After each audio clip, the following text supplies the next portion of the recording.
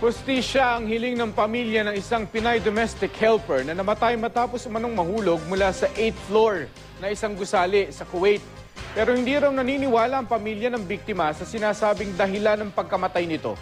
Makibalita tayo kay Erwin Nicavera ng GMA Bacolod. Nitong July 18, lumipad papuntang Kuwait para magtrabaho bilang domestic helper ang tubong Murcia Negros Occidental na si Lovelyn Semeliano. Pero halos 2 linggo pa lang ang nakalilipas, masamang balita na ang natanggap ng kanyang pamilya. Ayon sa Four Seasons International Manpower Services, ang agency na may hawak kay Semeliano, namatay ang biktima matapos nitong tumalon mula sa ika-8 palapag ng isang gusali sa Kuwait noong August 2. Bagay na ayaw paniwalaan ng kanyang pamilya. Sa tingin nila, hindi pagkahulog sa gusali ang kinamatay ng kanilang kaanak. Wala raw kasi itong galos o sugat sa muka. Naiuwi sa bansa ang kanyang labi noong nakaraang Huwebes. Paano matabo ang bata ko sa agency? Kadamo sang kaisaya dito sa Kuwait nga nakakita sa opisina ng agency nga halos kuring hindi kalumpat ang kuring tawo pa. Hindi ko magpati ang bata ko nagikog.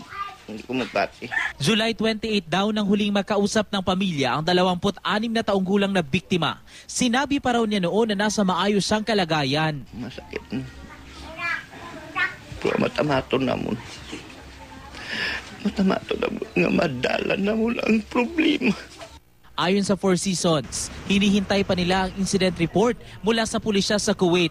Dito pa lang umano nila masisiguro kung ano ang nangyari sa biktima at kung may foul play ba sa nangyari. Kailangan din daw ang naturang dokumento para maproseso ang insurance ng biktima.